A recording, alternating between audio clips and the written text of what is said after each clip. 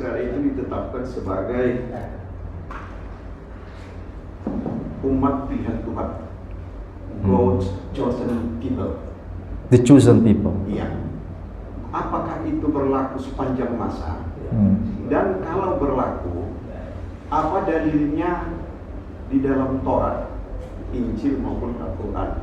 Kalau tidak berlaku, apa pula dalilnya? Kedua, tentang tanah yang dijanjikan, promised land. Dan apakah ini juga berlaku selamanya bagi Bani Israel? Terima kasih. Assalamualaikum warahmatullahi wabarakatuh. Waalaikumsalam warahmatullahi wabarakatuh. Ya, kemarin lagi ribut-ribut siapa itu? Elia Miron. Tahu ya, ribut-ribut kemarin. Elia Miron. Jadi Miron atau Miron ya? Lupa saya. Ini orang yang kalau tidak paham mengutip Quran, mengutip Taurat itu secara harfiah, dan memang ini adalah bagian dari politisasi agama, itu ada. Intinya begini, tanah Palestina yang pertama kali yang menguasai atau yang menduduki kawasan itu adalah orang Israel. Dalihnya begitu. Makanya mereka disebut sebagai Am Habrid, umat perjanjian. Kenapa? Mereka mendapatkan hak dari wilayah Sungai Efrat sampai Mesir. Jadi itu wilayah yang harus dikuasai oleh mereka. Dalilnya apa? Ya kitab suci. Kitab suci apa? Taurat. Tauratnya siapa? Tauratnya Yahudi. Menurut klaim dari orang-orang Yahudi. Tapi masalahnya, itu kan kitab suci yang harus bisa divalidasi. Apakah betul atau tidak? Siapa penguasa sebetulnya yang pertama? Apakah betul orang-orang Israel? Ternyata enggak. Orang Palestina, Filistin dalam bahasa Ibrani itu lebih awal ada di situ. Tapi orang Filistin dulu itu kan belum ada agama Islam kita, maksudnya ya, Islam kita. Tapi nggak tahu agamanya apa dulu. Tapi kalau dari sisi kemanusiaannya mereka lebih awal sebelum adanya Bani Israel. Tapi kenapa yang diklaim kok malah Bani Israel? Karena mereka ada tujuan untuk melegalkan berdasarkan kitab suci. Bahkan di dalam Al-Quran disebut-sebut dijadikan dalil Ardul Muqaddasah itu. Apa itu artinya? Tanah yang suci diberikan kepada Bani Israel. Padahal nggak begitu maksudnya. Kalau mereka beriman, maka mereka mendapatkan hak itu. Tapi kalau mereka membuat kerusakan, mereka dihancurkan oleh Allah Subhanahu wa taala. Dan itu terbukti dalam surah Al-Isra ayat-ayat berikutnya itu. Mereka telah membuat kerusakan 2 kali. 2 kali kerusakan. Sehingga Baitullah itu rusak 2 kali juga.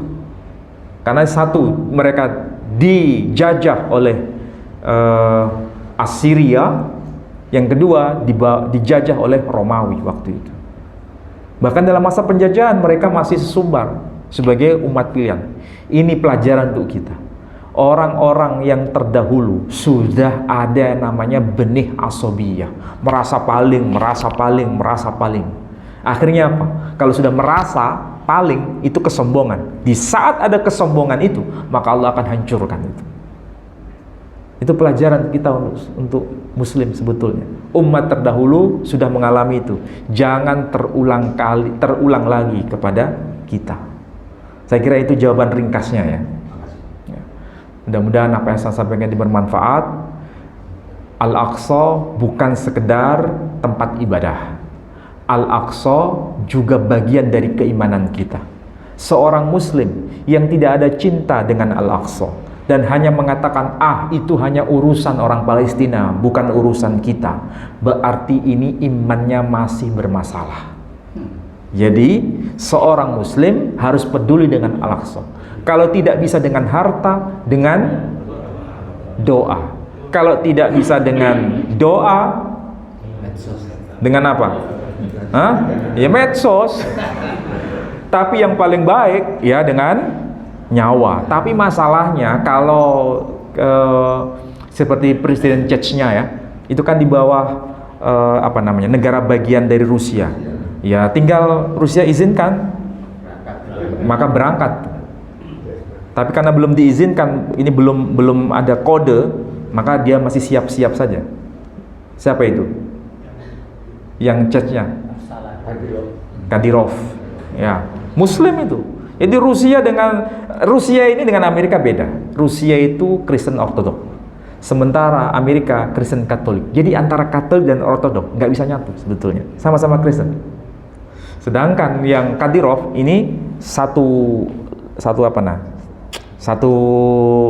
jalan dengan Presiden Putin. Jadi intinya kita harus punya kepedulian itu. Harus peduli dengan Al-Aqsa. Nah, kalau saudara atau panjenengan tidak punya wewenang karena bukan sebagai ABRI, ya, kalau pekerjaan biasa ya jangan ke sana. Kalau ke sana bukan sahid, malah jadi sangit nanti. Intinya apa? Sesuaikan dengan apa yang kita bisa. Nah, sesuai dengan itu.